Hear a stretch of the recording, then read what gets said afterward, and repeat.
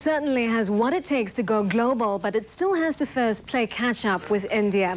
For more on how the software battle is playing out, Kristi Lu Stout sat down with Deepak of India's Satyam Computer Services and Greg Shockley from US software solutions giant EDS. Greg Shockley, Deepak Madnani, thanks for joining us today. I'll toss my first question out to you, Deepak. Right. Now, hands down, India has been recognized as a software powerhouse in Asia, if not the world.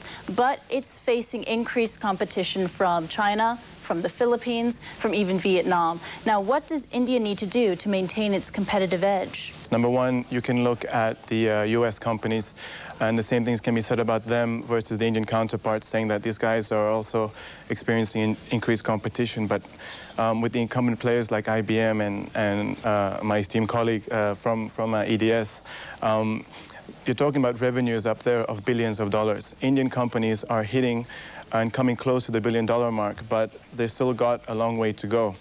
As far as the Asia market is concerned, I think there are issues with the population base and issues with the technology training that countries like Vietnam and the Philippines and China, you're talking equations of sheer numbers here, which still have to be upgraded, skill sets have to be upgraded.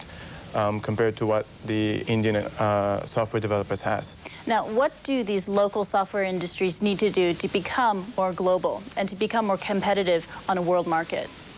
Greg? I think there's several factors. Obviously, infrastructure, government regulations, proactive measures by the government, and education. For example, the interesting fact, outside of the U.S., India has the highest number of engineers in the world.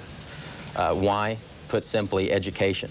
It's highly available, and as far as the quality, it's very distinguished. As far as the macro view, yes, you have issues of infrastructure and training, but what has really thrust, as far as the whole IT and software industry goes, what has really thrust India into the limelight, besides just being a low-cost base for doing basic coding, has been the fact that they deliver quality product on time and within a fixed budget. This is what has been characteristic of the Indian software programming talent, and this is why it's been such an attractive base as far as a resource base for companies. Now, what about the regulatory environment? What are the governments of India and China doing to make it an attractive resource base? In China, it seems to be a government trend right now as far as software development. The building of technology parks, the active financial support is just, some of the proactive measures being enacted by the government. Any thoughts, Deepak? As far as the government push goes, India has the advantage because the government has been proactive for a longer time than the Chinese government has. In fact, the whole structures of the STPs, the software technology parks in India, that has really been the big impetus as far as developing the whole software industry goes. Now, earlier on the program, we saw a package from India that was detailing Bangalore-based software firms are going out to the United States to merge with and even acquire U.S. software firms. Is this realistic? Is this really happening? This is a trend you're going to see increasingly in the next 6 months. This is, again, just another snapshot of the evolution of the whole India software phenomenon in general, increasingly moving up the value chain. These companies are now armed with their with U.S. stock, in which they can use to acquire companies based in the United States who've got clients that basically Indian companies can accelerate their whole entry into the whole global economy. Now let's talk about the future now. 2 years, 5 years, 10 years from now, what should we expect out of the software industries in China and India? I would say over the next 2 to 5 years, obviously there's going to be tremendous growth in software development for the simple fact that software is the enabler. So pretty much any hardware device is going to have some sort of software embedded in it. I think that as far as English development, that will be limited in China, and obviously the Asian language development will be limited in India. So I see two different markets there.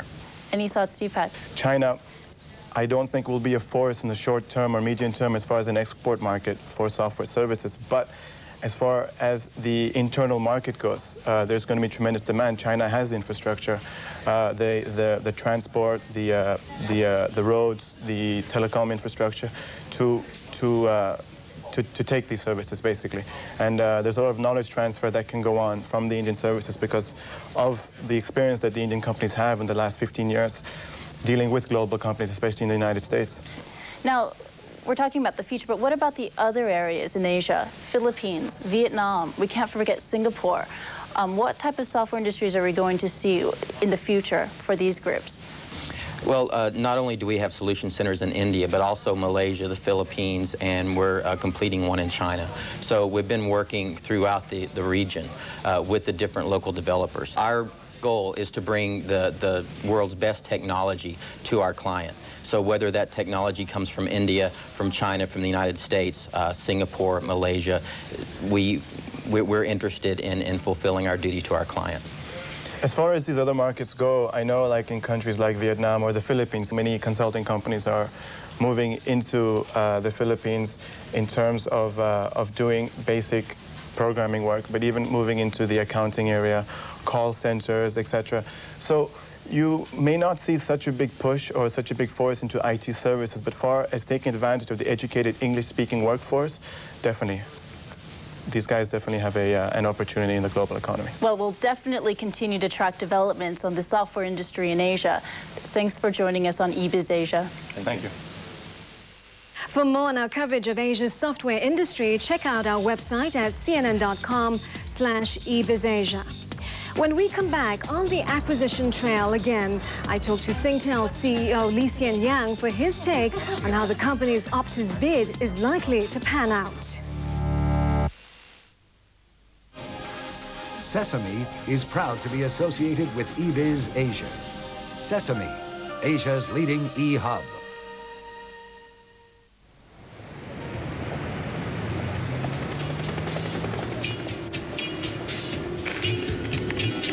The world is moving fast. The internet is forcing rapid change on traditional business. It's time to get online by joining Sesame, Asia's leading e-hub. It's a key strategic decision that will allow you to change the boundaries of your business and the rules of your industry game, putting your business above the competition. How do you get there? Through the door.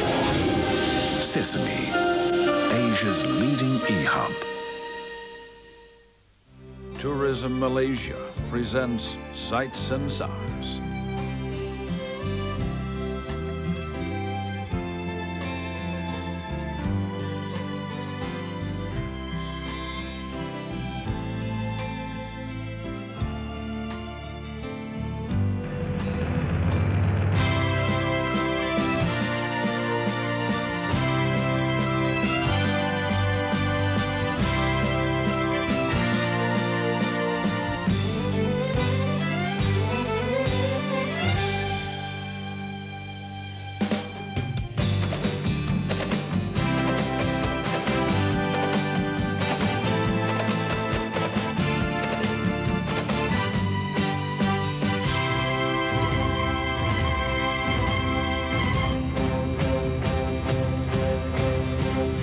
Malaysia, truly Asia.